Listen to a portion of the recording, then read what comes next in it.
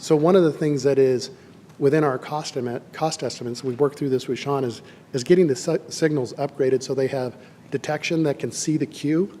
Because right now it can only tell when you're at the stop bar, and you want signals that say, gosh, this queue is 15 cars long. Holy heck, I got to give it some green time to get the cars through there. Can't do that now. And they're not talking to each other necessarily. So just by improving the signals and doing some programming, we might be able to improve that signal, that level of service for a longer period of time, even as traffic growth goes up. That might have been too long and winded. No, I think that makes sense. What you're saying is that the level of service will not increase right now, given the proposed changes. As the future things grow, it's a possibility. Correct, it is a possibility, but one of the things, and even in your upcoming freight mobility study, there's other intelligent transportation systems that get really fancy that help you move traffic through down corridors like this, congested corridors, because it sees it coming. Mm-hmm. In kind of simplest terms, it sees it coming and it starts to learn when you have these peaks, and it accommodates them with a green time to clear the intersection so you don't get so much congestion. Thank you. Would that also include the master controller so they can change them all? Yes, sir. Good, because I know they've tried to get that before. Nathan, you're next. Thank you, Mr. Mayor.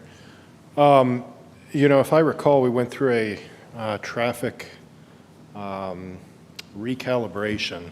We seem to go through these every couple of years. So, you know, now we need to do another one. Is that what you're saying, or get a smarter system? Is that the case? Sean might have to address what you've done in the past. I'll tell you, moving forward, what we have built in the cost estimates here is to replace the controllers, as Mayor Johnson said, modify the signal heads, create detection that can see further. Yeah. And then you program that system to work cohesively amongst all your intersections. So that's built in the project cost you're going to see here a little bit later. So the answer would be yes. As part of this project, it would be proposed to do that in a comprehensive and current way. One of the challenges you guys have is you've got older controllers with older programming, and there's only so much you can do with it. So, okay, I appreciate that.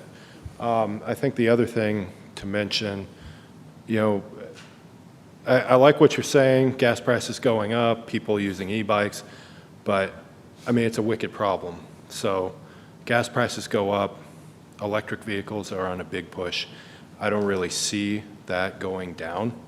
I mean, I love a flying car, you know. I'd love to be able to do all those things, but I don't think that's going to go away. And we already, I don't know, I'm sure other council members feel this, get the emails, you know, when students get back, and the level D is not, you know, it's not acceptable for citizens. Those of us who know back roads and getting around, yeah, we can make do, but I don't think we can go to an E. So I'm just going to put that in. And what we've said before is they just need to go over to the west side and see that D is really, and E is fantastic compared to Unfortunately, that doesn't work as an answer to anyone. You just need to ship them over there a little bit. Francis? Thank you. So a follow-up to Councilmember Dubin. When we're looking at the levels and where the pinch points are right now related to levels, what I way I interpreted what you're saying is that Grand actually has a greater play in the pinch point than Main Street. Correct. So if we constrict Main Street, it's not going to have an impact on the levels the way it is if we constricted Grand. That's correct. Okay, thank you. And you also have in there, because I know we've done this before, especially on football weekends, where we have signage, although it's almost at the last minute, to say all 3 lanes will get you to Spokane. And it's just not really clear because they all hover on that right lane. Yep. So as long as we can have that part of the plan too, that it's very clear they can go to 3 different lanes and they can get to Spokane. And back to your point, Mayor Johnson, about the speed feedback sign, maybe though that information happens back at Pine and there is an LED informational sign that you guys have opportunity to change the messaging on. We have used some of the police departments' signage, especially on big weekends. Yep. Say all 3 lanes will get you there, and we've got it marked in different places where you can go, including Bishop Boulevard as Yep. an alternate. Yeah. Nathan? If I may, on that subject, I think one of the issues is people are not looking up at signs. They're looking at their navigation, so Google, all those, and those are going to tell them where to go. You get the voice, you go where it goes. Yeah. So I think we can put as many signs up as we want, but the AI is getting the trust, not necessarily anything else. So. That's a valid point. And we can use a blocker then in some way. Okay, continue on. Thank you. Okay, very good. So the discussion about head-in angle parking. The steering committee really loved the idea, and they kept kind of pushing on us, where can we put angle parking? Because it is a comfortable spot, comfortable way to park. If you are on Main Street and you don't want to parallel park, gosh, can I pull around the corner and park on Kamayakan? We developed this scenario here. You see on the left-hand side of the screen, that's the current configuration. We eked out a few more parking spaces on Pine Street by doing some access control, because one of the parking lots there has 2 driveways to it, probably doesn't need 2 driveways. That'd be a discussion we'd have to have with the property owner, because of course they always think they need 2 driveways. You could get 28 spaces in there. On the other hand, if you do angle parking, you get 24 spaces, so you drop 4. The traffic, the northbound traffic, now gets right up to the sidewalk, which can be uncomfortable. So that's a little bit of a negative to it, although the traffic is at a low speed, because this isn't like you're going, great distances. You achieve the head-in angle parking, and you create ADA spots. And these are really nice spots to create because they're easy to do. ADA folks appreciate them. We do this a lot in communities when we have opportunity to put in angle parking, kind of given mobility to everybody. So it's one of the considerations. The steering committee liked the idea on the right, the angle parking. Olson, Councilmember McCall alluded to this. This picks up about 8 spots in the parking count. It creates a little bit of a challenge of the way the delivery trucks can deliver to the alley there that services Neal's. Because right now they pull into one of the lanes, one of the eastbound lanes next to the sidewalk, next to the south side. That would be more challenging for them. We actually went through the effort of doing analysis to see if you could pull a 53-foot tractor trailer into the library parking lot and back it into that alley, which you can do. I'm not sure all truck drivers can do it, but it is feasible to do that. One of the things we noticed in your traffic data, that when we collected traffic data, the delivery trucks have figured it out, that the truck count goes way up once the peak is gone. And so they know when to deliver. And it could be one of those things that it's just a little bit more challenging for them to deliver here.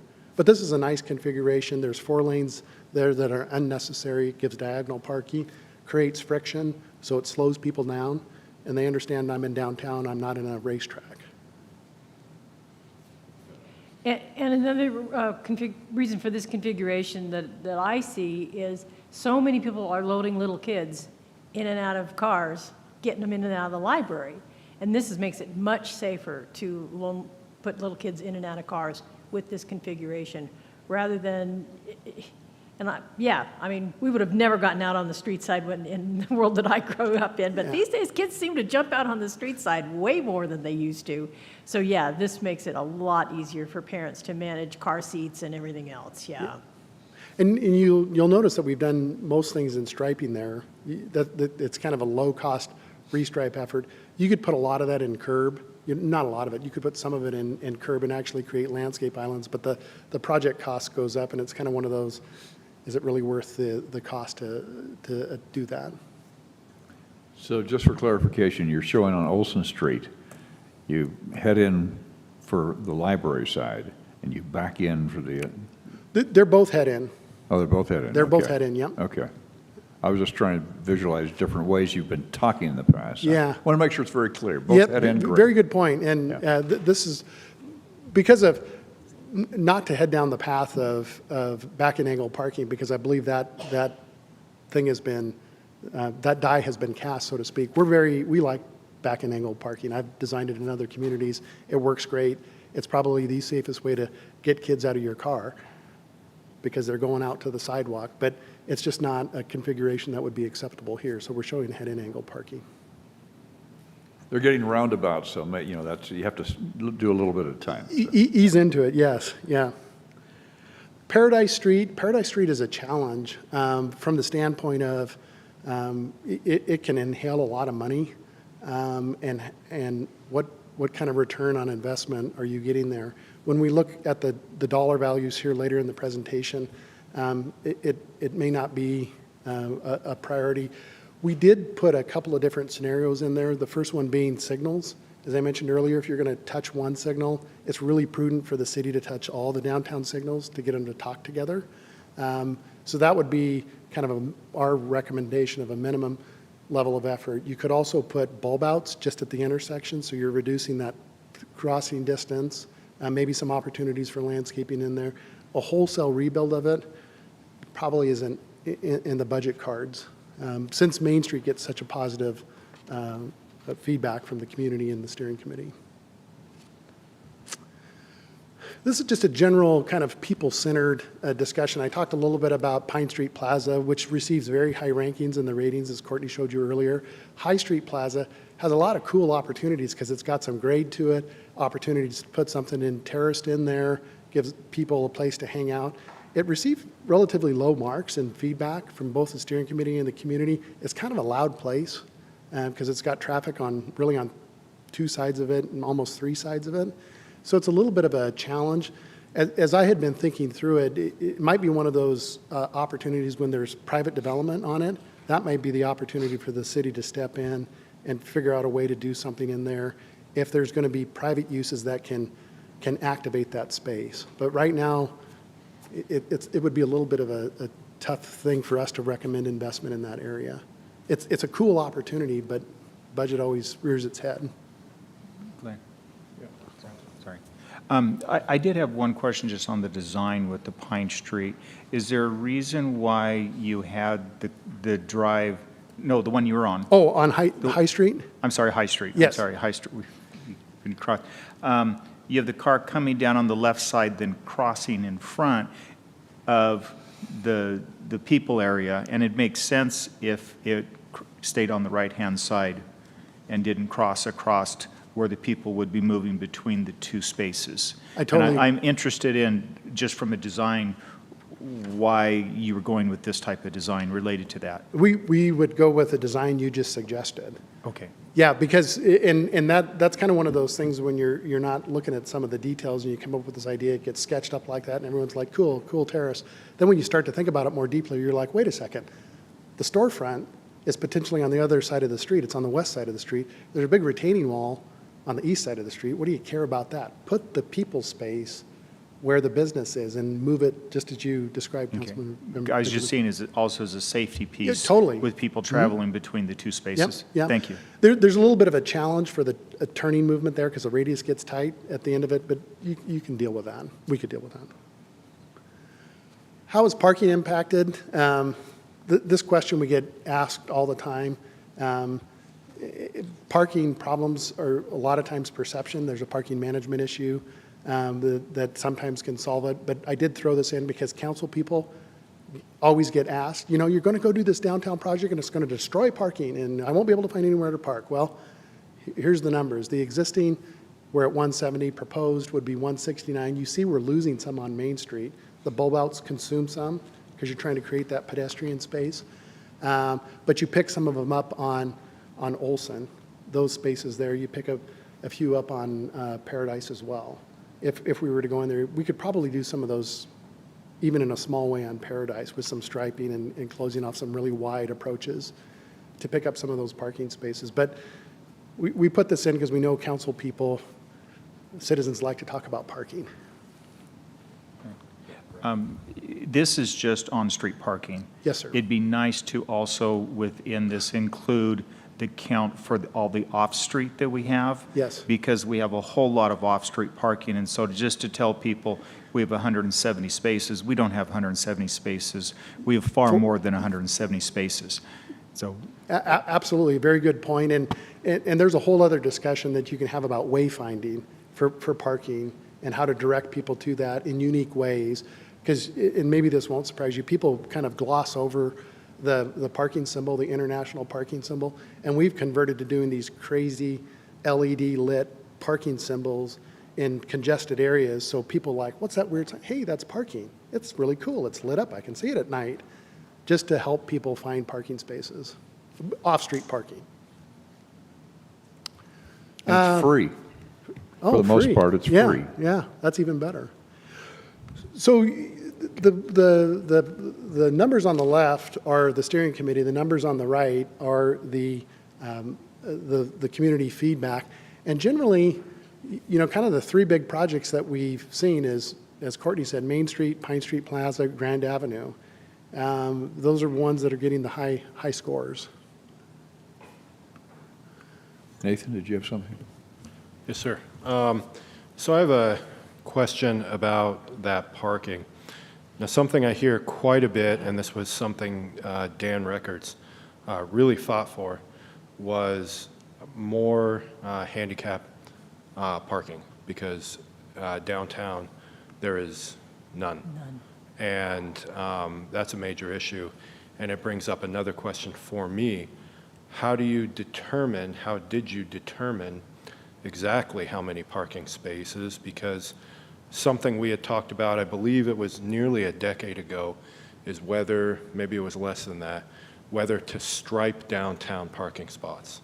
And the determination, I believe it was from Mark Workman, was that we don't do that because then people tend to just park in those spots, eliminating the amount of parking spots that are downtown. Really interesting to me to think about that, but I'm wondering exactly how many, how did you determine this? Average? No, we actually go through and let me see if one of my images show it here. We actually go through, this image shows it, and you can see the parking box.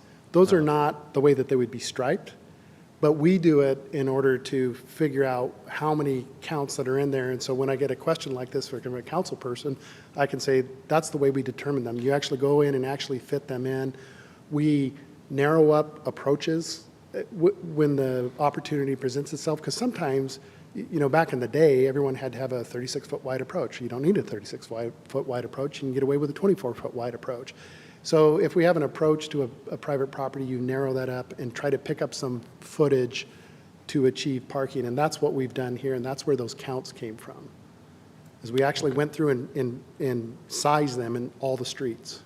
Okay, because I'm just thinking about big trucks, little cars, Yep. the whole Yep. gamut. But the major thing for me is that handicap, because I think the whole council has heard about this. Total agreement. We need more. So the opportunities, back to the angled-in parking, so here on the right, we have Kamiakin and Pine. That would give us opportunity to put 4 handicaps in there, or two handicaps in there. And then over on Olson Street, we would also have opportunity to put handicap on, or accessible parking on each side of the street there. But that doesn't seem like downtown. I'm talking downtown Rico's. I'm talking downtown, Etsy, all these other, areas. Bruce Books. Yep. My mom's handicapped. I don't think, it'd be dangerous going down there right now, in my opinion. Right now it would be, and the angle parkings that are just off of Main Street there on Kamiakin and on Pine would be 2 opportunities. You can put parallel accessible spaces in. It's just a little bit of a design challenge. But again, if that's the objective we're hearing out of the council, we're going to go back and start digging into that. If it's a priority for you, we will dig into that. I would say that's a personal opinion. I can't speak for the rest of the council. That's a priority. That's what we continue to hear. Okay. They can't, some people can't walk that far. Yep. So, No, that just my opinion. I appreciate that. There And should we'll, be something on every block, to be honest with you. Yeah. That's the way in most cities they have it, Yeah. and we certainly should have it. I know there's one down there on Pines, right by the intersection, but we need more. Well, that's a good exhibit that we can bring back in the next iteration where we address that visually and show you how we can try to accomplish that objective. And I would say both, when you're looking at the accessibility, not just on-street parking, but also the off-street, because there may be some situations where off-street parking can actually provide that in an area that the on-street can't. Yep. Okay. Okay. I hit this slide. So now the money part. So roughly think of these as kind of big round numbers at this point, which is why you see them rounded off at a pretty high number here. The way we arrive at these numbers is because we went in and we did an actual topographic survey of the downtown, we're able to do quantity takeoffs. So we know how many square feet of sidewalk are going to go in, how many trees are going to go in, the tons of asphalt that would be necessary, and we do an early estimate on this thing based on a conceptual level of detail. So just to make sure you understand where we're at in it, and then you apply current unit pricing to it.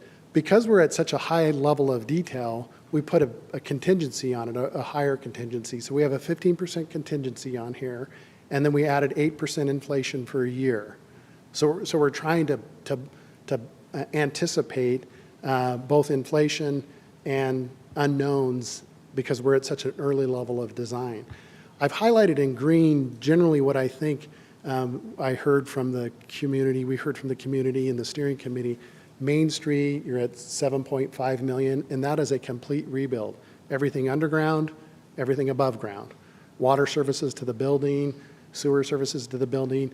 You don't want to have to go back in and touch that again. Pine Street Plaza, that's a little bit of a placeholder.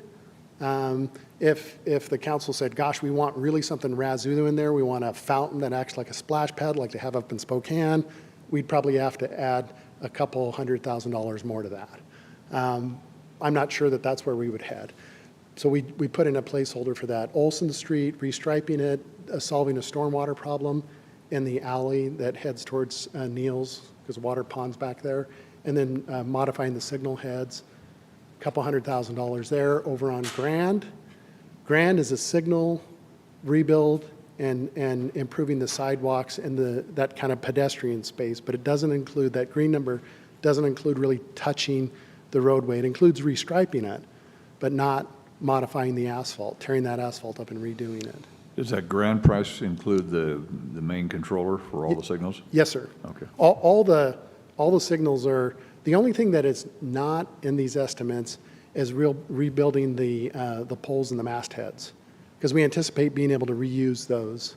But new LEDs, you guys have some LED signal heads, you have some incandescent signal heads, so it'd be switching everything to LED, new controllers. And then moving down to Paradise, you see I just put the number of 320,000 in there, which is just the signals. We did put two other line items in there for council to look at. When you put all those numbers together, I think we get somewhere about close to 9 million.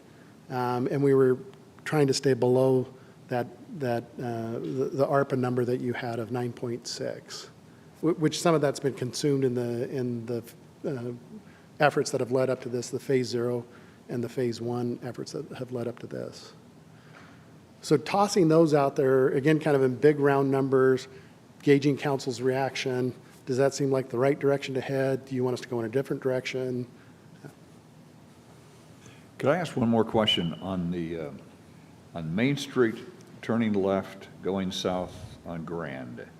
We've had a number of pedestrians who have been injured at that location because people are turning left, they're not seeing pedestrian. Is there a chance you can build that out to give the pedestrian less space to walk across Grand, to be safer on both ends?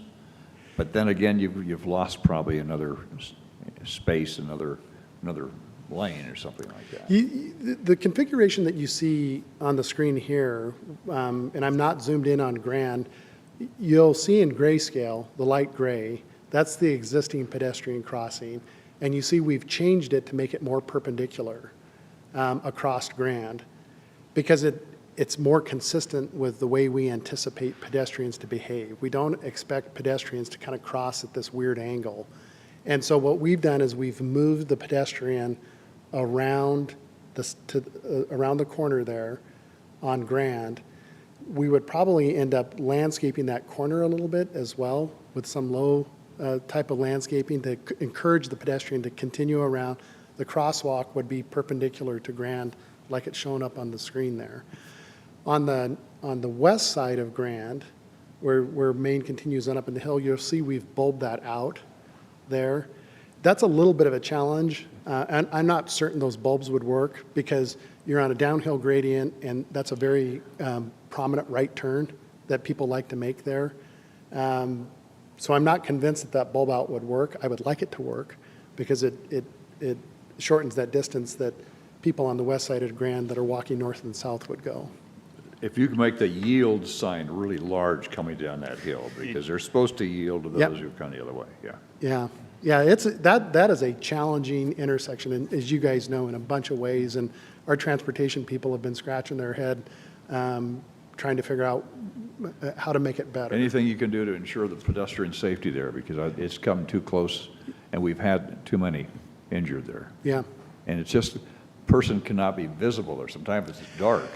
They're at that corner, and you're looking at the light, and you're looking at everybody else, and then you miss the pedestrian. It's just, I'll cross now, too. yeah. So, Well, one of the things, Mayor Johnson, we've done in some other communities in spaces like this is the lighting that we've put on the pedestrian route is a very, it's 5,000 Kelvin, it's very white, and it's very focused. And so the pedestrian crossing at night almost is like, you're like, why is this so lit up? As you're approaching it, you're like, oh, it's a pedestrian crossing, because it has a different color of light, and it's much brighter, more lumens to it. I've seen that in other cities. I would hope that when it's heavy rain or snow, also the lighting would reflect that when people. Yeah, good point. Eileen, did you have something? Yeah, and if we lowered the speed limit, that would certainly help as well. And one of the segments that we've talked about in your whole process is about quick fixes.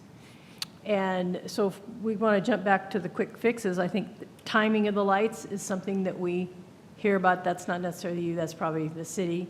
Timing the lights is something we hear about all the time, Yeah. constantly. And I realize that our system is what it is. It's old and clunky. We applied for a grant, this might be Sean or RJ, we applied for a grant to have this system overhauled or replaced, renewed. What's the status on that? I know we missed it by a whisker 2 years ago. So it feels like we should be hearing something maybe at this point, and how would that impact this budget? We're not too far off of hearing on that grant application, so we submitted a WashDOT safety grant that would upgrade a lot of our intersections, and we had also backed that up with a safety study citywide that said, okay, here are your priority signalized intersections to make improvements on. So at this point, we're just waiting to hear back on the grant application if we got it or not. And what was the dollar amount on that? Yeah, it was a total of 1.6 in that ballpark, if I remember right, but that included pedestrian crossing improvements as well. Right.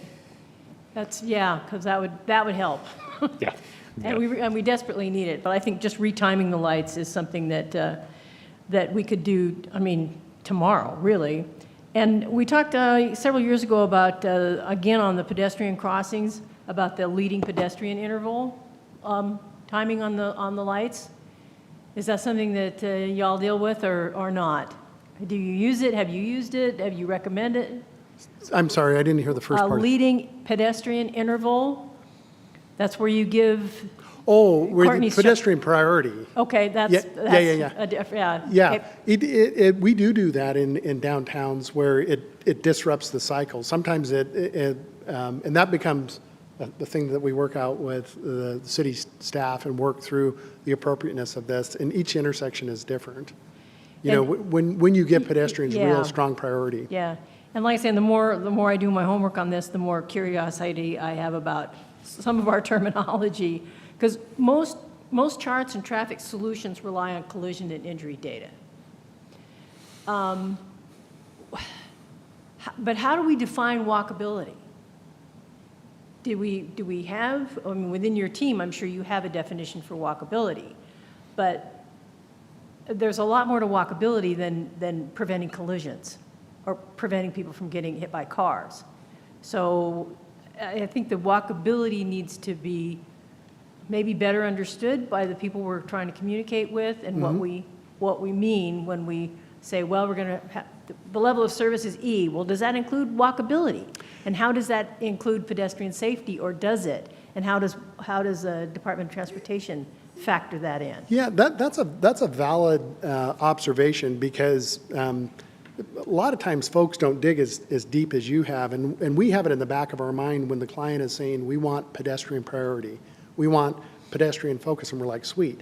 When we're doing the design stuff, we think about that, and we work with the city staff and make sure that we're achieving pedestrian priority. We know what we're thinking about and how we're doing that, but we don't always do a good job articulating that to the policymakers about, here's how we're going to do that.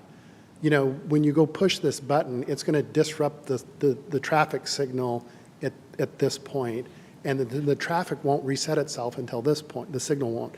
And we can do a better job of articulating that in both the spoken word and in our design report, because one of the things we've given Sean is a draft design report that kind of summarizes all these ideas.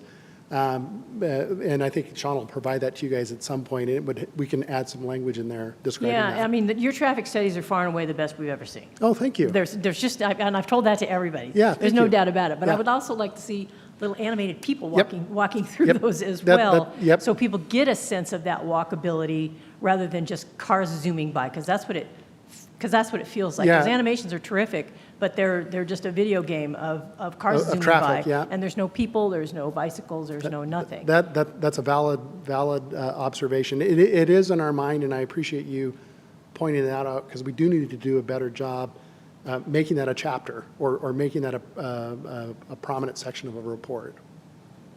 Okay, Francis is next, and then we'll go to Megan. So with the slide that you have up, I have a question on the intersection with Main and Grand.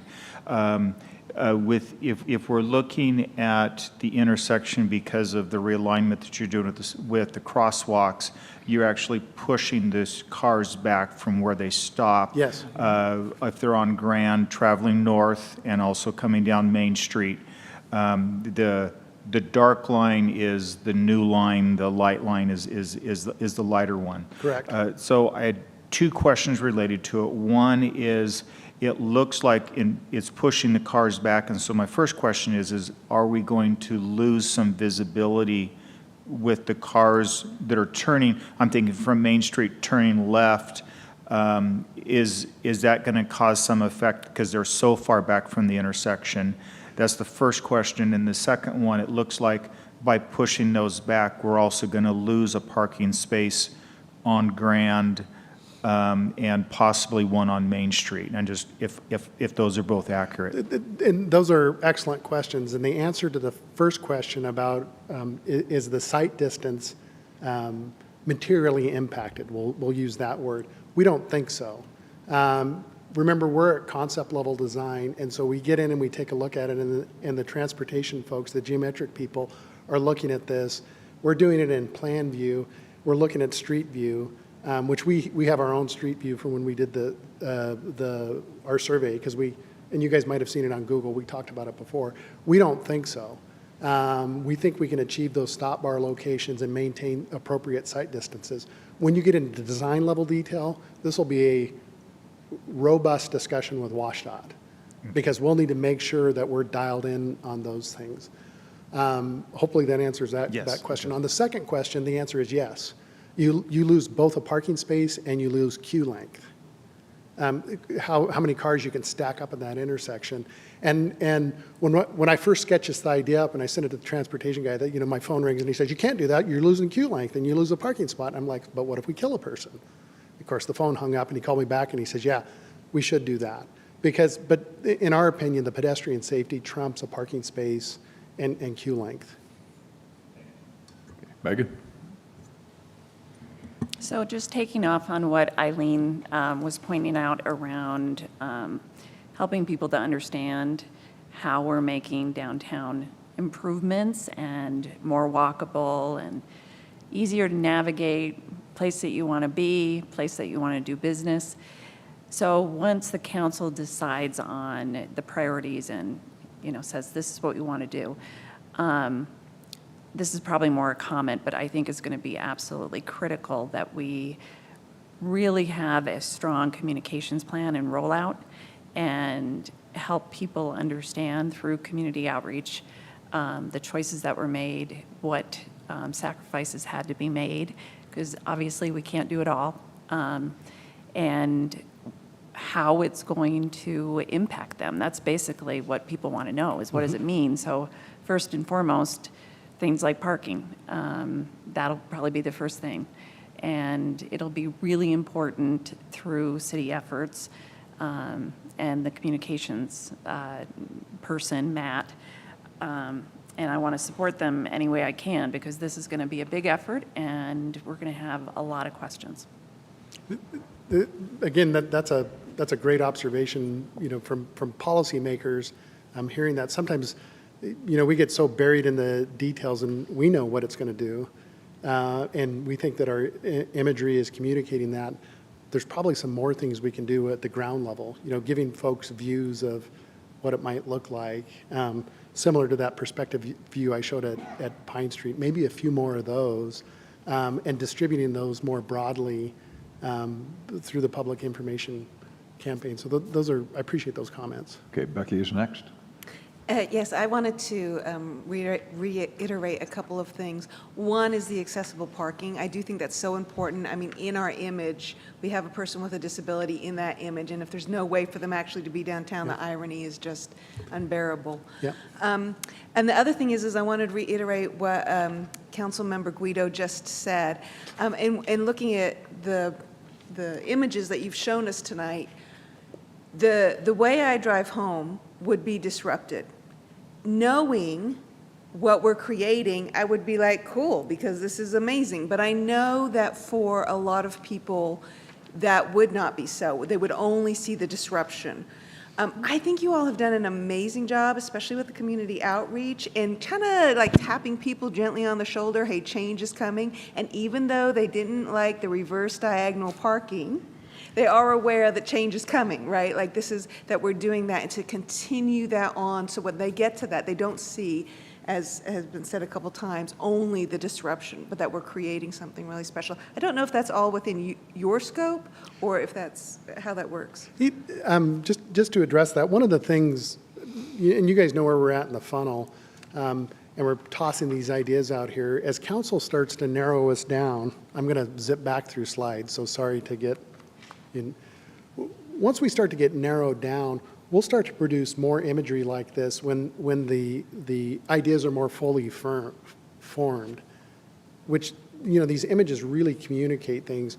Well, we can also annotate them and putting words on it so people can read what the improvements are going to be. Here we've got one rendering of Pine Street, but we can do this at Grand Avenue. We can do, street view ones. Once we're dialed in on it, we'll go to the time and expense of doing that, because we're working off of a budget, and so we want to be mindful of how that budget gets spent. But these two comments are really good, and I think these types of visuals help communicate what's going to happen. Okay, Eileen. Again, very early in this process, mid-block crossing was mentioned. And I remember Mark Workman talking about mid-block crossings and all like such, but this came up, and I think it would be helpful to maybe consider a mid-block crossing between Kamiakin and Grand on there, because people do cross. And if you have a crossing table, a pedestrian crossing table, not only do you get another speed table, which I say I like a lot, and you don't need a signal, but that directs people, this is where you cross the street, rather than, and we've all done it, rather than just randomly cross there. If you're going from, J&H Printing over to Neal's. Yeah, people are going to cross, but if you put something there for them to cross as an aid, as a tool, they'll use it. And I know this for a fact because it was done in the community that I grew up in. They are decorative, they are very popular, and they function. People use those mid-block crossings. They teach their kids to use those mid-block crossings, and because it is a long block. And to expect people to walk all the way down to the end of the street or whatever to go from, like I say, J&H over to Neal's is really kind of unrealistic, especially at those time of day when we don't have a whole lot of traffic there, and you want to go. So did we somehow Do those end up in the scrap heap, or? We can certainly go back and take a look at it. My initial reaction, and Sean might have a different reaction, my initial reaction to a mid-block crossing there is I get mildly queasy about it because the vehicles don't anticipate that. And we can, we can consume a couple parking spaces, and we can push the curb line out, and now the business owners are going to yell at us because we just burned up 4 parking spaces in front of their store, and now they're mad at us for that. And you're putting pedestrians in a location that are not intuitive all the time to motorists. And so there's a challenge there, and we deploy mid-block crossings very, very carefully, just because it's not a common location. Most, you grew up in a town with them, but in They put them in. They weren't there when I was a kid, but Yeah. they're there now, and they're very, very successful. And maybe when there's a wholesale, we can look at it again, Councilmember McCall, but I get mildly queasy about it in that location, honestly, just because of those reasons. They're not anticipated. Motorists don't And if the anticipate speed people limit's there. only 20 miles an hour. You go to Lewiston and you look at the crossings there, and they've got RRFBs and they got lights on them, and you still get scared when you're trying to cross there because people motorists don't anticipate you there. Okay, Nathan? Thank you, Mr. Mayor. Real quick, I wanted to ask, how much did you ask the groups that you met with the importance of the waterways downtown? Because I notice some of it here in your people-centered map, the walkable downtown with vibrant retail. For me, I have an education in bioregional planning. And so I don't look at it just that downtown. I look at it as the environment all around, keeping people in that area, shopping next to the waterway. So I'd like your feedback on that, because I see that as a huge draw that maybe people don't understand is connected with that downtown. No, well, I'll just jump right in and talk initially about the Riverwalk.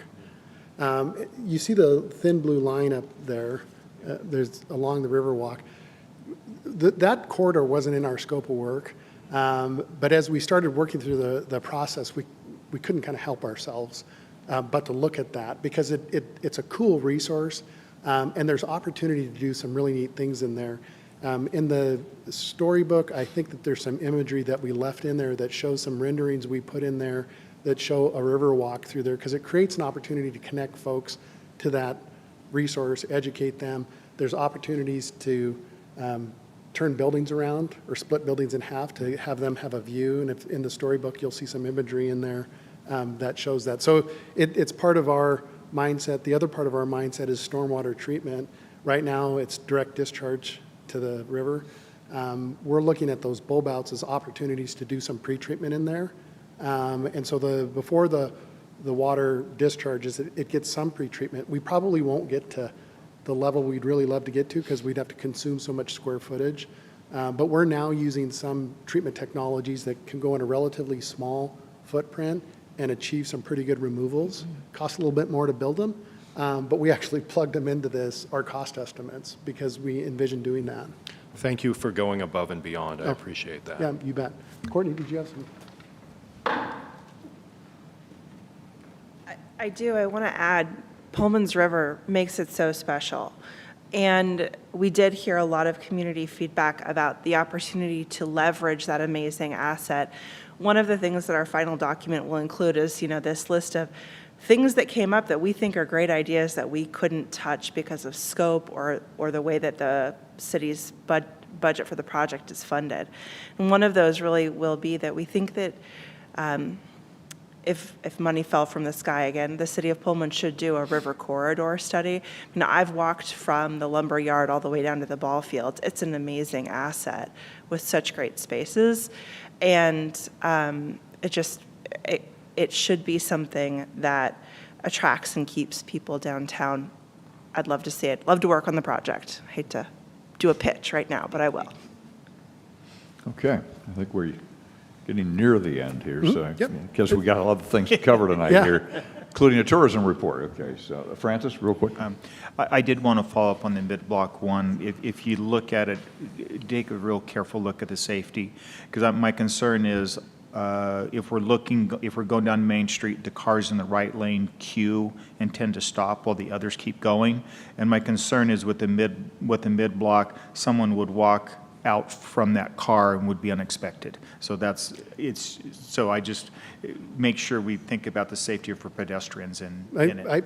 I share your concern with that. That's why I didn't articulate that that's one of the reasons it makes me mildly queasy, and I think about Lewiston, which has a similar configuration. Mr. Mayor, that was the end of my presentation. I'm glad Well, to you answer. certainly got feedback. Yes, sir. Yeah, I appreciate it. It's really helpful for us, and it's great to have a council that's engaged and asks good, sometimes tough questions. And I think you heard enough during the feedback in terms of the budget and everything else that looked like everything was in line. So, Okay. and like Megan said, we wish we had more, but we've got quite a commitment. Yeah, no, it's great. Well, we'll go back to the steering committee with this kind of feedback. We'll look at some of the things that we've talked about here, and hopefully when we come back, we'll have a nice, tidy presentation for you folks to consider in August. I think you've heard from a lot of us, you're doing a great job. We really appreciate the Yeah, thank you, sir. ingenuity and the great creativity here. Good, thank We you. need It's sure fun to work here. Okay, thank you very much. Item number 2 in terms of a presentation tonight is the Public Strategic Tourism Plan, the final draft. Jen Hackman will introduce Joe Borgstrom, and Joe actually came up here and said hi to us. We usually see him on a screen, so it's very nice to see you. Thank you, Mayor, and good evening, Council. Yeah, I am thrilled to once again introduce you to Joe Borgstrom, this time in the flesh, not on screen. He made the trip here to present the final draft of the Pullman Strategic Tourism Plan, which he and his partner, Kirsten, and colleague, Trip Muldrow, have been working on for the last 6 months. And they're excited to present this to you tonight. Joe, of course, along with his partner Kirsten and Trip, kind of represented a multidisciplinary team. And so we were so blessed to have them working with us. They've had a lot of experience working with other Washington cities. But beyond that, Joe has 20 years experience in community and economic development. He's been a chamber president of Shiawassee Regional Chamber in Michigan, and he also worked in the Main Street program at the state level. Kirsten kind of pulls in the public relations, communications, and tourism expertise, and then Trip kind of rounds that out with a lot of experience in Main Streets, and also Trip has great community design experience, which he came here and presented to us in a branding seminar a few weeks ago, which was well attended and people really enjoyed. So you've already seen one draft of this. So you've seen already a lot of the analysis and the data, recommendations, and also some of the branding that was done. So tonight, Joe is going to present the rest of the draft. There have been some tweaks, but also added implementation plan, which will be something that is very exciting to see. And of course, this is just a presentation, so once we get your feedback, we will be coming back to the council for consideration. So take it away, Joe.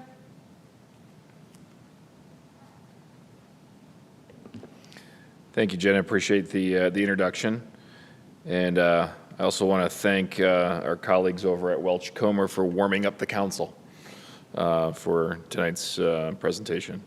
Actually, that was an excellent, they just stepped out of the room, but that was a really excellent plan, in my opinion, of what we've seen. We've had the opportunity to get a sneak peek of that a couple of weeks ago.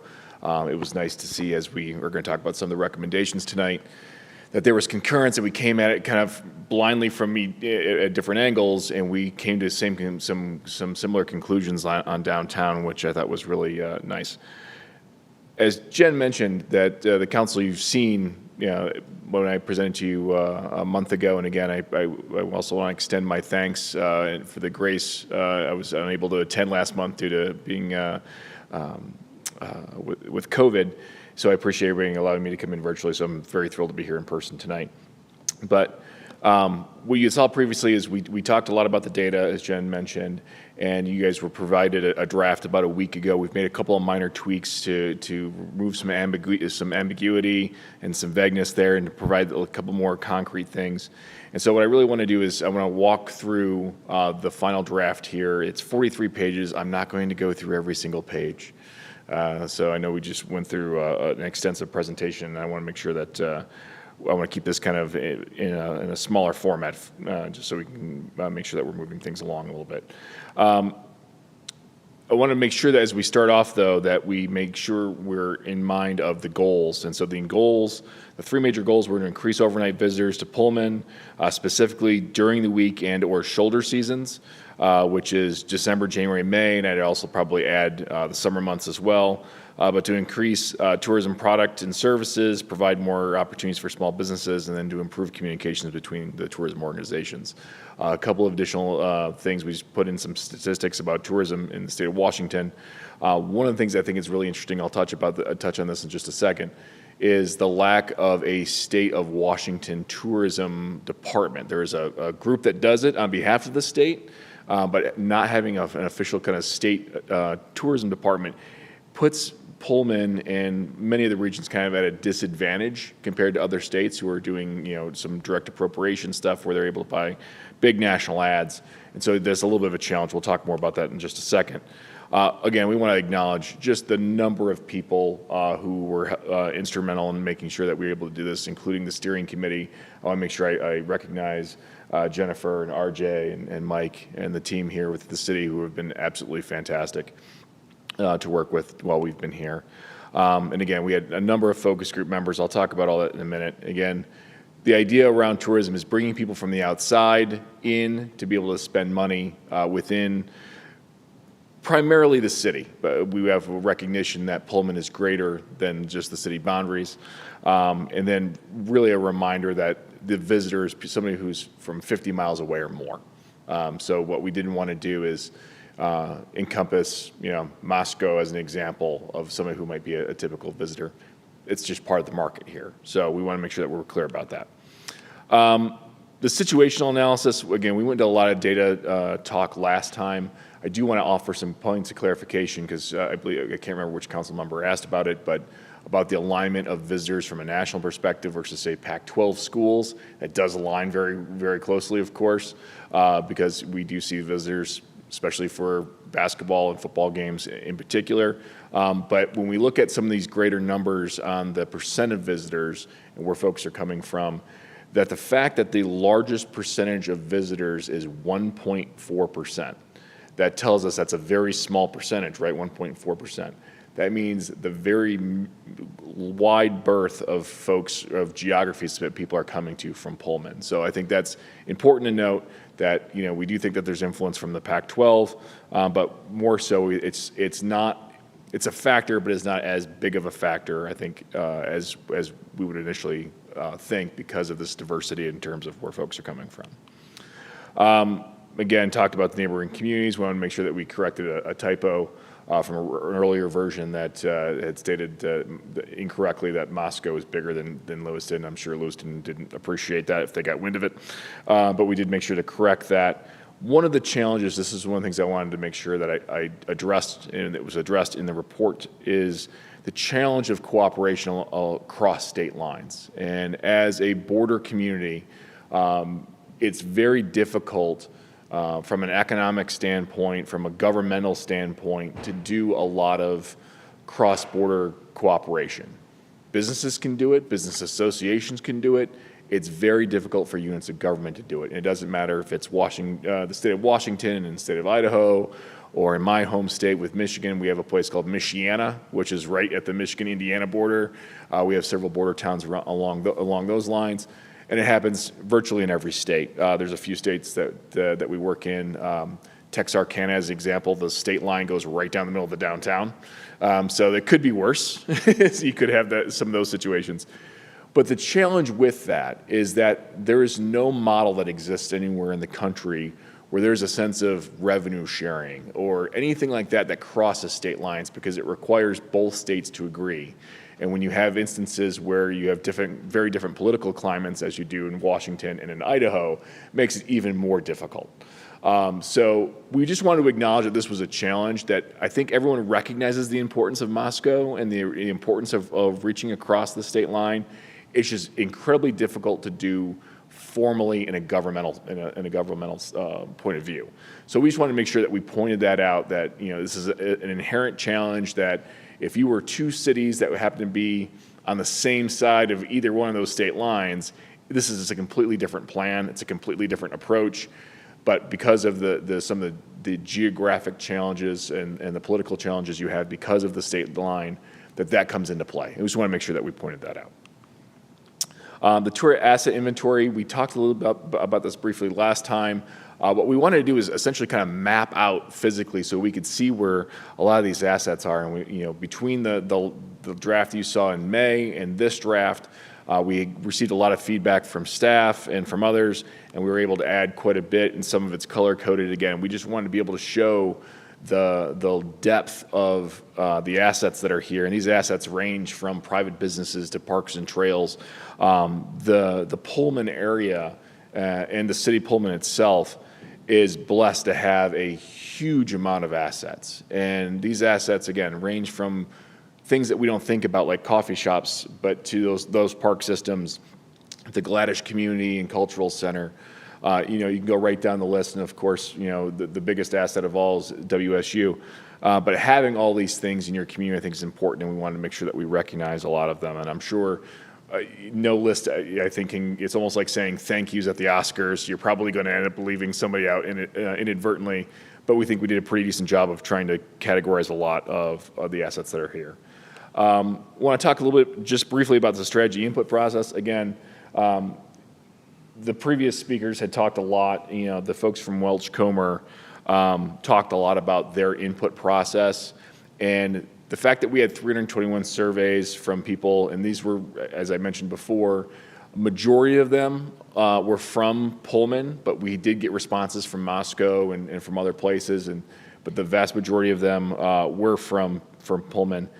But the fact that you've got this process going on, the downtown process going on, you almost get a sense of, it happens in a lot of communities, it's feedback fatigue, where, didn't I just answer this? No, it's something else. And the fact that, the numbers that you had, that Welch Comer presented, and the numbers that we had, tells us that this is a very engaged community with no shortage of opinion, which is great in a lot of cases, and I'm sure there's some chuckling I see up on the council. Thank you for picking the joke up that I threw out there. But this idea that there is a lot of input, and people were given the opportunity in this and other opportunities to voice their concerns and their recommendations. I'm not going to go into the SWOT analysis. We went into that, I think, in a lot of depth last time, so I'm going to flip through this. And again, we focused a lot of our recommendations on addressing the SWOT analyses and the responses from that. And I really want to focus the majority of my time talking probably about two things, which is our recommendations, and then the thing that we didn't talk about last time because we hadn't had the chance to fully explore it, is the idea around the tourism promotional area, the TPA. So again, I want to reiterate some of our main recommendations. Again, making sure that we're utilizing the biggest resources that the community has. We have what we consider one big idea. I know we had a whole conversation about the idea around big ideas. Leveraging the existing resources you have, and especially in having Beasley Coliseum and Martin Stadium host more events, is a big idea in my opinion. When you look at the opportunity to host Martin Stadium, and we gave the example here that Boise State hosted Garth Brooks, if you could do that, not necessarily Garth Brooks, but if you could do a large-scale concert 3 times a summer, 4 times a summer, what that would do for tourism into the area. So making sure that we're leveraging that, and again, using the Beasley Coliseum to be able to host concerts and events along those lines, we think are important. Again, I already praised Welch Comer's work that we saw tonight, and there's a lot of alignment between what we're thinking of from a tourism promotion standpoint, as well as what they're thinking of as far as the downtown. But the idea of reducing blight, of enacting a blight code, we think is important. The wayfinding really the seeking the alternative truck traffic, I know that that's come up in the downtown. I know that there's been issues around that. But when we look at some of the longer term things, recommendations such as eliminating one-way traffic and returning to two-way, we realize that's not an overnight. That's not going to be done in the next 2 years. That's a 10 to 20 year. But that's something that we think is important too for visitors as they come to the area. And so we wanted to make sure that it was reflected here. But we also want to recognize the fact that in order for that to happen, there has to be an alternative truck route through downtown. Increasing the pedestrian experience, in downtown and downtown outside of WSU is your second biggest product in order to attract tourism to the area. So making sure that that environment is as pedestrian friendly as possible. One-way traffic, the purpose of one-way traffic is to move traffic through as quickly as possible. The problem with people in cars is that people in cars don't spend money. We want people on foot, and we want people having that good pedestrian experience in the downtown. That helps spend tourism dollars. I want to reiterate too, one of the big thought that we had was the idea around the youth sports complex of creating a scalable type of facility that could be used for baseball and softball. The Palouse Summer Series that has been going on here for several years is incredibly successful. It could continue to grow. You could continue to build on that momentum, and that was one of the recommendations along with this, is to be able to expand that to things like soccer and potentially an indoor facility to do basketball or volleyball or a lot of those types of sports, to be able to attract youth sports. Having the draw of WSU is a huge asset from a tourism perspective. And I don't mean that just as the university, but it's the university as a marketing arm, so to speak. Pullman's brand is intertwined with WSU. And being able to be in the shadow of WSU is a good thing for youth sports. And so we want to try to make sure that we can leverage that as much as possible. I also want to make sure that we kind of talk about it in terms of Beasley Coliseum, and we have a recommendation coming up next on the Gladish about hosting more events and more programming. We want to make sure we specifically call that out in terms of event recruitment, because that was some of the feedback that we got from the council last month, which is, there used to be all these different types of events that came to Pullman. Well, that's somebody's job in a lot of other cities. In Spokane, there's somebody's job to go out and recruit those concerts and to recruit those events to the community. Nobody does that in Pullman. And the reason nobody does that in Pullman is because that there's not really a budget to do that. And so we'll talk about budget here in a minute, but there needs to be this idea around proactive event recruitment to the area, and that will, again, help bring tourists to the area. Really leveraging the arts and culture in the area. We think that the Gladish Community and Cultural Center is a huge asset to the community. We want to see more leverage of that. We want to see additional programming in that space. The connection of an art trail. You've got a number of public art pieces. We'd love to see that expanded as well, and to create a literal art trail around that. The continued expansion efforts at the Pullman-Moscow Regional Airport we think is important as well. Looking at adding additional flights from Alaska Airlines, expanding that to include the potential for United Airlines or Delta to some of their hubs. We want to be able to have folks have the opportunity to come to Pullman, and that also has the side benefit, by the way, of giving Pullman residents additional options to be able to visit and go other places as well. Marketing and communications recommendations. The visitor guide I mentioned last time, the idea of separating it out from the chamber to make it more focused on telling the stories of the Pullman area, enhance communications between the number of groups that are in the community, between whether it's the chamber, the city, you've got Pullman 2040. There's a number of great organizations, and making sure that these organizations are communicating on a regular basis is incredibly important. Expanding the photography and tourism, photography-based tourism. A couple of suggestions in here include, and I'll give you just the quick anecdote. When I got here this afternoon, between the time when I got here and tonight, I went out and decided, last time I was here, it turns out the Palouse, as pretty as it was in February, is even more pretty in June. And so I kind of drove out along the edge of town and kind of going off on a couple of the side roads and stopped to take pictures. And what I realized pretty quickly is you got to be careful where you do that. and I'm sure you guys have all, everybody's kind of nodding like, yep, yeah, you got to be very careful.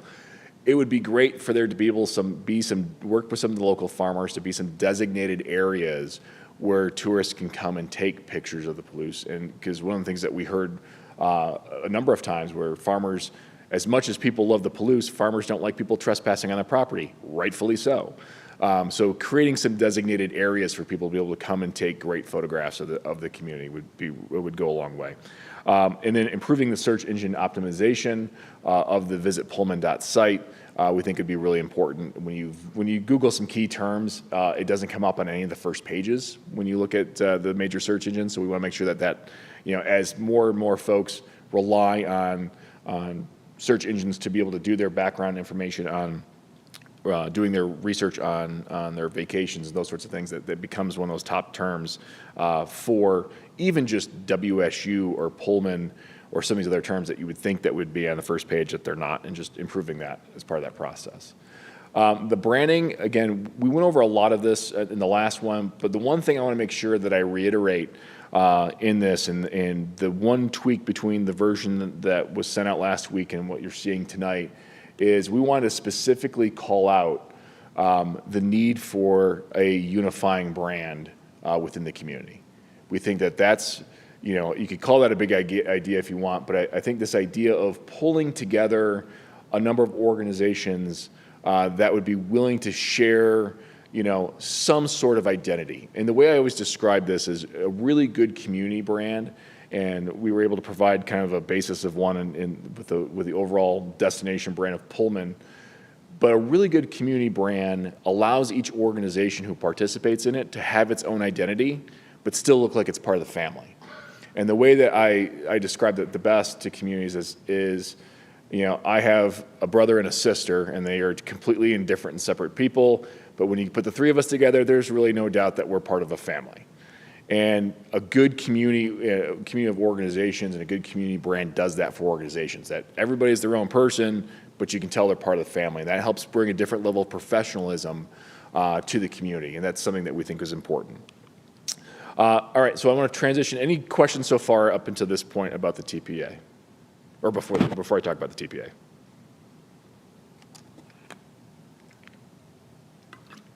Okay. So the TPA, we did not talk about last time. So we talked briefly about it, talking in some general terms. The tourism promotion area is essentially, it's an additional charge. And I'm very careful about the words that I use here, because if you talk to municipal attorneys, it's not a tax, it's not a levy, it's a specific term, it's a charge. There are 192 TPAs in the state of Washington. And they can levy up to $2 or up to $5. And I've changed the way I've talked about this a little bit, because what I originally said was $2 or $5. What we've discovered is that you can do up to. And so we're seeing, there's a couple of TPAs that do 50 cents room charge per room. We've seen $1, we've seen $1.50. But typically, when you talk about, and when we talk about it here, we talk about $2 and $5. But I just want to make sure that folks are aware that it can be up to $2. So doesn't have to be specifically $2. The numbers have changed a little bit, because I know this was discussed about a year ago, and then there was 666 rooms. Now there's 608, and I'm blanking on the name of the inn. Hold on.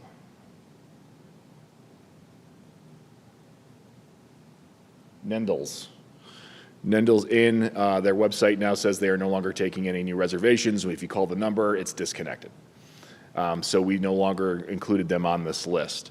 But when we look at things like Coast Hilltop Inn, Cougarland Hotel, the Courtyard by Marriott, Holiday Inn Express, the Quality Inn, and then Residence Inn, that gives you now a total of 608 rooms. For the purposes of establishing a TPA, you have to have 60% of those hotel rooms that would come to the council to propose to enact the TPA. In that case, that number changes to 365. The reason that this is important, and the way you want to think about hotel rooms as it relates to the TPA, is almost like stock. The more rooms you have, the more stock you have in the corporation. So you don't need all those hoteliers to be on board with establishing the TPA. You just need 60% of the rooms to do it. As we spoke to various entities about the establishment of a TPA, I don't think that there was any reservation about having additional money to do tourism. I think everybody's all in support of doing more tourism in Pullman. The question really came down to, particularly from the hoteliers, is what exactly that money would be spent for, what type of accountability would there be for that, and how would they address that? And then I'd also be remiss if I didn't mention it, because we did outwardly ask. You do have a large employer here who rents 5,000 rooms. That's a financial impact if there were to be a TPA charge to SEL in particular, and we did ask their opinion as well. So first and foremost, the hoteliers wanted to have accountability of that process. SEL was, in I think, general terms, not crazy about the idea. As a matter of fact, I think you all received probably an email about it, just not wanting to do it at all. But while that should be a factor in consideration, it shouldn't be the only factor. Because as we talk about the type of revenue that can be generated from a TPA, you're looking at that $2 and $5 charge anywhere from $177,000 up to almost $400,000, depending on occupancy and those types of things. This could be used for a lot of things that we talked about in this report in terms of implementation. How do you pay for some of this stuff? How do you pay for recruitment? How do you pay for the SEO stuff? How do you pay for professional photography for the community? I think that's one of the things that communities always kind of sell themselves short on. And I don't mean that from the marketing aspect of going after professional photography tourism.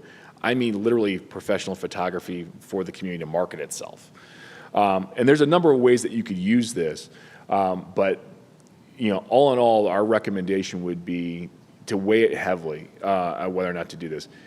Because you have some of the issues that you have with the employers and some of the hoteliers' reservations, our encouragement would be to continue to explore this idea with the thought of being very specific in how you would use those funds if you were to do this, and then with the knowledge that you may ruffle feathers if you do.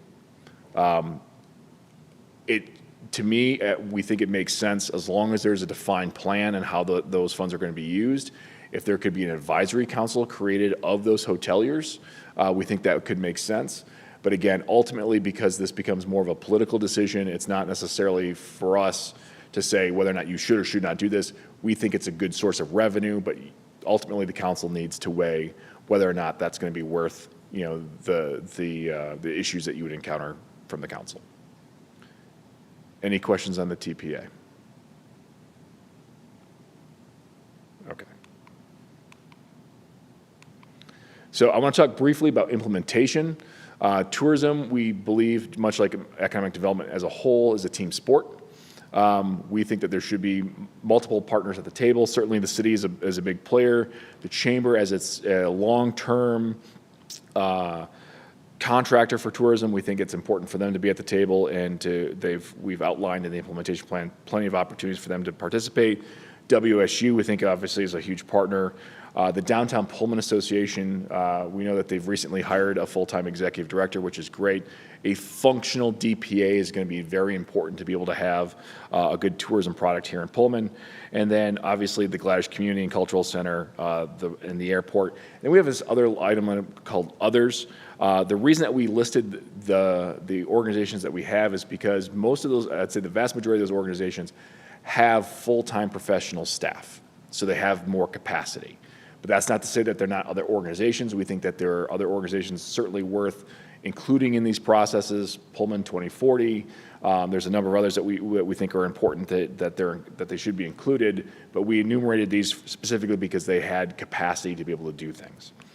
And this just kind of gives you an overview of all the various projects that we've proposed, what we think their priority are, and whether or not they're short, mid, or long-term types of projects, and what those success measures would be, and who we would envision being kind of those primary and secondary entities going forward.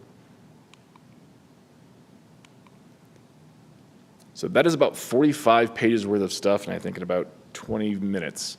And I'm happy to entertain any questions that you guys would have. Okay, questions from the council? I think you're very thorough. Well, thank you very much. we've sincerely appreciated working here in Pullman, and again, we thank Jen and RJ and Mike and the staff here. They've been absolutely fantastic. Joe, thank you very much for your presentation. Thank you. Our next item on the agenda tonight is D, public comment. This is for any final action that we are taking tonight. This is in compliance with the new state law, ESHB 1329. Might mention that item number 1 on the regular agenda has already had public comment hearing, and so that item is ineligible for final comment. Is there anyone who'd like to make a final comment here tonight on public comment? Seeing none, we'll close that part. Next comes the consent agenda. These items are considered routine in nature. Council's had a chance to review all these. Do I hear a motion to read by title only? So moved. Second. Moving second. All those in favor signify by saying aye. Aye.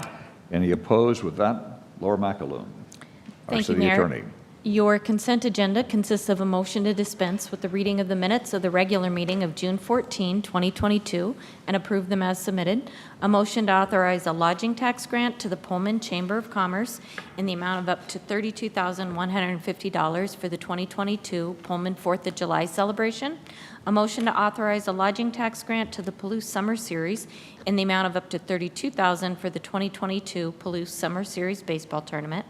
A motion to approve disbursements for accounts payable checks numbered 106905 through 106971, totaling $278,429.01.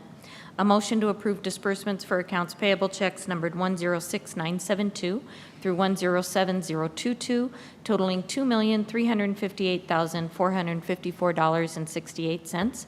A motion to approve disbursements for accounts payable checks numbered 107023 through 107041, electronic transfers 65, 66, 867, and 873 through 878. Payroll direct deposits numbered 77328 through 77662, totaling $1,439,487.28. A motion to approve disbursements for accounts payable checks numbered 107042 through 107100, totaling $112,121.19. A motion to approve disbursements for accounts payable checks numbered 107101 through 107172, totaling $654,068.42. A motion to approve disbursements for accounts payable electronic funds transfer numbered 5252022, totaling $65,508.28. A motion to accept a Washington State Criminal Justice Training Commission award to develop a recruitment video. Resolution number R-37-22, a resolution authorizing the acceptance of federal operating grant number PTD 0544 for Pullman Transit. Resolution number R-38-22, a resolution setting a date for a public hearing to consider Pullman Transit bus route adjustments to take effect in August 2022. And resolution number R-39-22, a resolution setting a date for a public hearing to consider the 6-year transit development plan for 2022 through 2027 and 2021 transit annual report for the city of Pullman. Is there any item the council would like on for discussion? Seeing none, the consent agenda consists of items 1 through 13. Do I hear a motion to approve? So moved. Second. Moving seconded, all those in favor signify by saying aye. Aye. Any opposed? With that, we now move to the regular agenda. First up is an ordinance, and this will need an appearance of fairness question. So I will start tonight with Becky, and we'll go from there and do the council like we've done before. Does any member of this council have knowledge of having conducted business with either the proponents or opponents of this proceeding? No. No. No. No. No. Has any member of the council communicated with any proponent or opponent during the proposal that is subject to this proceeding? No. No. No? No. No. Does any member of this council have either a financial or personal interest in the outcome of this proceeding? No. No. No. No. No. Does any member of this council know whether or not their employer has a financial interest in this matter or has an interest in the outcome of this proceeding? No. No. No. No. No. Does any member of this council live or own property within 300 feet of the area which is subject of this proceeding? No. No. No. No. No. Does any member of this council have any special knowledge about the substance or the merits of this proceeding, which would or could cause the council member to prejudge the outcome of this proceeding? No. No. No. No. No. Is there any member of the council who believes that he or she cannot sit and hear this matter fairly and impartially, both as to the respective positions of the proponents and opponents of this proceeding? No. No. No? No. No. The final question, is there any member of the audience who, because of the appearance of fairness doctrine, wishes to disqualify any member of the council from hearing this matter?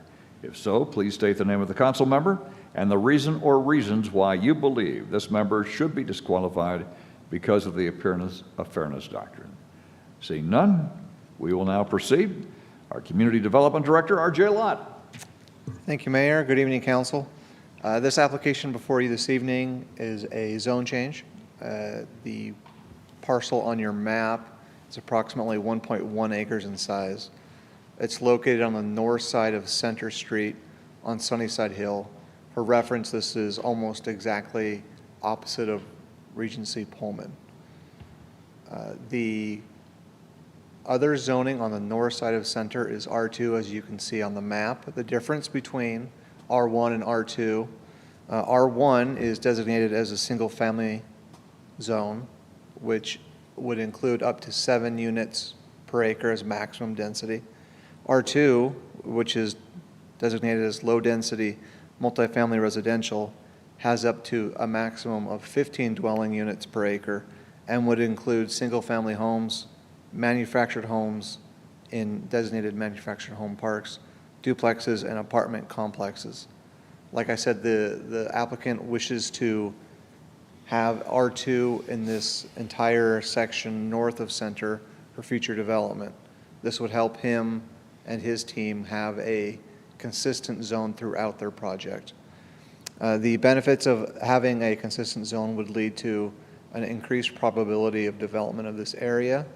As you may know, there are no sidewalks on the north side of Center Street at this location, and Center Street being a very prominent corridor on Sunnyside Hill, having sidewalks on both sides of Center is very important.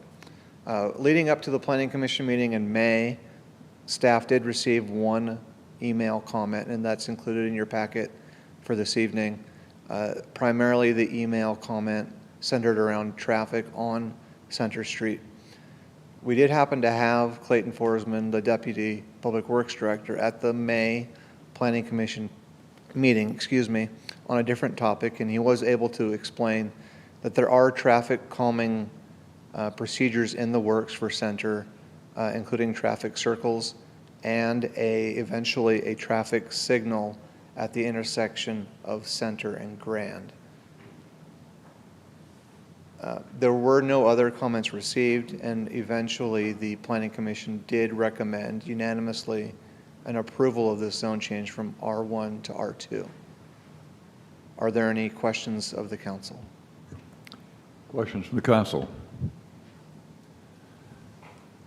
Eileen. This is just sort of a curiosity. Why had it remained R1? Well, the best estimated guess I can conclude is if you look at this map, the dashed line there, especially as it runs east-west, is a quarter section line. A section is a square mile, 640 acres. And they're often divided into quarter sections for better compatibility. So prior to this portion of Sunnyside Hill being developed, back in the day, I'm not sure what date, I'm assuming that had everything south of that quarter section line zoned R1. Eventually, the construction and proliferation of Center Street did not align with that quarter section line, and you had a little bit of disparity between R1 and R2 at this location. That makes sense. If there are no other questions, then do I hear a motion on this ordinance? Second. Moved and seconded. Laura. Ordinance number 22-14, an ordinance amending the zone classification from R1 to R2 for the real estate herein described, consisting of 1.1 acres located along Southwest Center Street between Southwest Corral Court and Southwest Ilya Court. All those in favor signify by saying aye. Aye. Any opposed? With that, we now move to a resolution accepting a bid of Knox Concrete. With that, our city engineer, Kara Haley. All right, thank you, Mayor. Good evening, Council. Give me a second here to get some slides up on the screen for you. Perfect. All right, so the motion before you tonight has to do, excuse me, I jumped ahead a little bit, with a resolution accepting the bid of Knox Concrete LLC for the Sidewalks 2022 project. So this year's sidewalk project incorporates a few different work areas and concepts. A majority of the project includes maintenance throughout the middle portion of Pioneer Hill. This is designated as Schedule A on the figure on your screen, and it's represented by the street segments designated in red. And this generally incorporates the road areas between Crestview and Dexter Street. So sidewalk maintenance activities along these specific streets will vary, but they generally consist of removing damaged panels, as well as grinding down raised concrete, or I guess panel edges between the concrete panels. Oops. So this is just an example of what that might look like. This is actually on Dexter Street. On the left, you can see an example of a few locations where grinding would be proposed.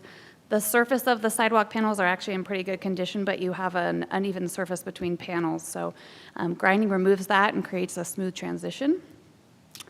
The picture on the right shows a heavily spalled concrete panel. In this case, we would saw cut the sidewalk. We would remove it and replace it with new concrete. Here are two examples where the sidewalk panels are damaged pretty significantly. Similar approach there, we would remove those. So I do want to point out that last year's sidewalks project included maintenance on Pioneer Hill as well. That was actually in the southern portion, south of where the red lines are shown on your screen. Traditionally, the approach for sidewalk maintenance under our annual sidewalks contract has been to spend 2 to 3 years on each hill, targeting that area over that time frame, and then rotating between hills over roughly a 10-year time frame. Bear with me 1 second. I don't know where my mouse is here. Maybe Morgan needs to help me with that. Possibly. Am I able to see my mouse so I can scroll down over here? Yes. Maybe? Oh, okay, thank you. Perfect, okay. So this approach allows us to be most efficient in terms of tackling fieldwork and necessary design. It also keeps mobilization costs down so we can complete more repairs with the same amount of dollars. And then it also allows us to prevent disturbance to a lesser area, a lesser extent throughout town. The 2018 to 2020 sidewalks contracts included sidewalk maintenance specific to College Hill. I mentioned last year we were on Pioneer Hill, this year as well. From 2017 and 2016, so before we were on College Hill, we were up on Military Hill. So that's kind of the pattern that we've been taking for the last several years. So aside from the Schedule A work, we do have some Schedule B work. This is similar type maintenance repairs, but it's targeted in miscellaneous areas throughout town. It's primarily associated with activities from our maintenance and operations division. So an example of that would be they came in and they did some unexpected or expected utility repairs that disturbed some concrete, and so this schedule comes in and would address those and repair those areas. They're not shown on this figure because they do vary throughout town, and the contract's actually set up in a way in which some of the work that might take place over the next couple of months can still be added in. Let's see. So Schedule B work is explicitly broken out from Schedule A work because the cost is higher without it being located in a centralized location. So that's why we did that, and you'll see later that our bid prices did come in that way as we had expected. So Schedule C focuses primarily on the driveways at Fire Station Number 1 on South Grand Avenue. When you look at the figure, there's a little yellow mark, and it is labeled up there. And And so both driveways at this location are in pretty poor condition. So this is a picture of the south entrance. You can see the cracks are fairly large and the panels are damaged. So the work under this contract proposes replacing both of those driveway entrances under Schedule C. We also did that as a separate schedule because the costs are significantly higher. One reason is because Grand Avenue runs right along the side, so traffic control costs are more significant than the other areas of town. And we also have the Dry Fork Creek concrete tunnel. So the driveways are actually somewhat integral to that. So there's rebar that runs between the two of them. So there's some kind of specialized measures that need to take place. So straight up removal and replacement becomes a little more complicated. So that's why those were separated. And our last schedule is a rectangular rapid flashing beacon system at the intersection of Colorado and Ruby. It's located up there in the magenta line. So city staff actually worked with ASWSU on this with the intention that they would actually fund this item. So here's our bid results. We did have a bid opening last Tuesday on June 21st. We got one bid, and that bidder was Knox Concrete LLC. A complete bid summary is provided in your council packet, but these are some of the key takeaway numbers for the different schedules. So Knox did come in less than our engineer's estimate, which is really good news, even though we had the one bidder. And their total was $160,886 for the base bid. This makes up Schedules A and B only.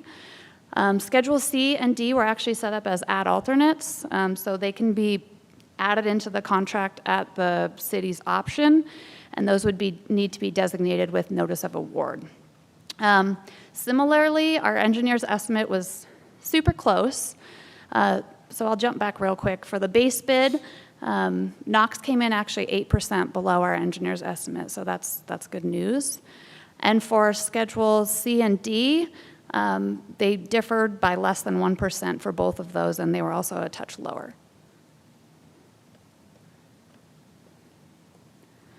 So staff's recommendation is to award the Sidewalks 2022 contract to Knox Concrete based on the base bid as well as inclusion of Schedule C, which is alternate number 1. So we're not currently recommending to include Schedule D, and the reason for that is our bids came in a week ago, and while ASWSU had previously committed the funds, we're still working through whether or not that's going to be feasible with them. So when the council packet was finalized last week, we thought that it was going to be a no-go, but yesterday afternoon they actually reached back out and said they might have funds. So regardless, it's looking positive, but we don't want to include that into the contract unless those funds are fully secured. So if those do come through, we'll add that in as a change order. So the total contract amount based on our recommendation is $192,000, or $192,656. If I could speak tonight, goodness gracious. And we're proposing for that to be funded from the street fund, the stormwater fund, and the water and sewer budgets of the utility fund. And just one more piece to add, the contract completion date is scheduled to be done by the end of October. So, yeah, I would take any questions. Questions? Nathan? Thank you, Ms. Mayor. You're not going to like what I'm going to have to say. That's fine. So traditionally we did the streets on a hill by hill basis. Sure. And many years ago, I had said we need to go to a needs-based type of assessment, grading. Recently we did that. Yeah. I wholeheartedly feel, even though that's miles and miles and miles of sidewalks, that we really need to start going to some sort of similar assessment. I feel, I'm not the engineer, so that it's a better way we can, repair areas that may not, or stay away from areas that may not need to be repaired. Sure. And then include ones that do. So I'm giving that feedback as well as to the city council. This is something I had talked about previously, and kind of do things in a different way. So that's my feedback, but I'm wholeheartedly for this. No, So, that's great feedback. One thing to add about the sidewalk inventory, and I actually prepared a rough figure, and I worked on this afternoon, but recently we've been taking some time, and our interns have been spending quite a bit of time getting our sidewalks mapped in GIS. So our GIS administrator has been a huge help in this process as well. But this is just a really rough number at this point, but we do have about 110 miles of concrete sidewalk.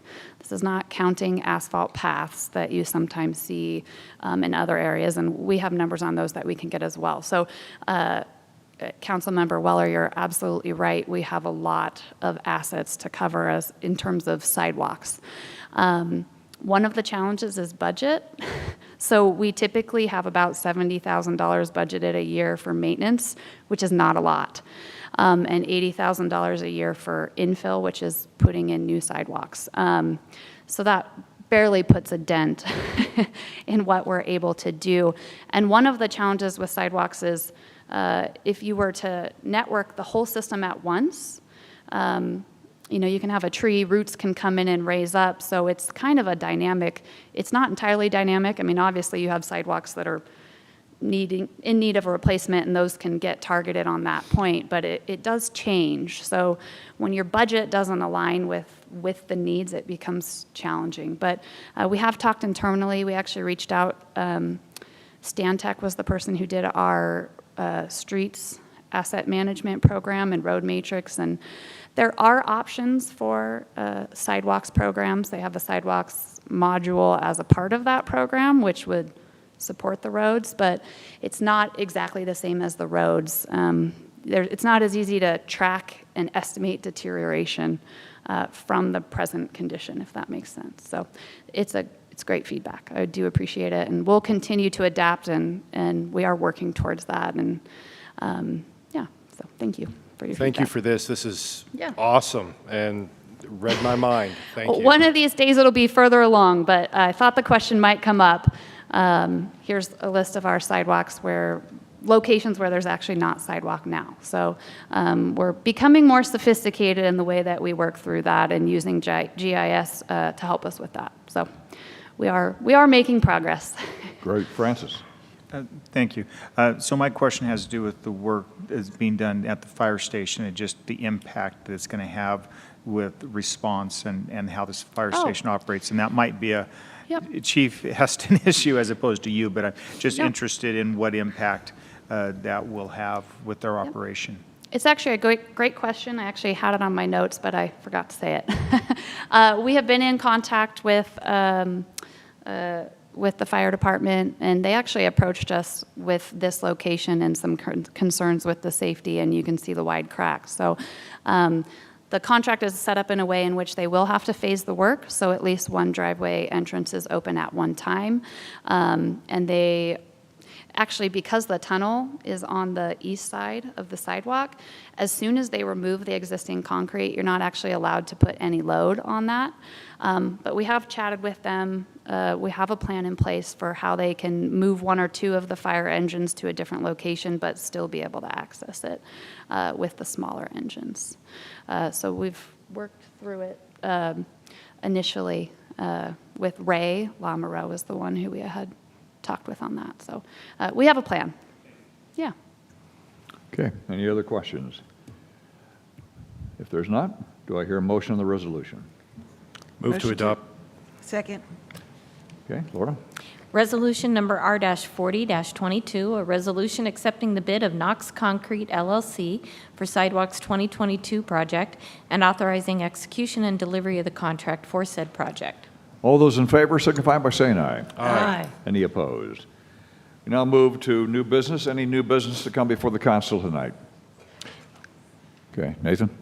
I just wanted to recognize, I know when we were in Vancouver, Neal Public Library's 100th celebration, 100th birthday.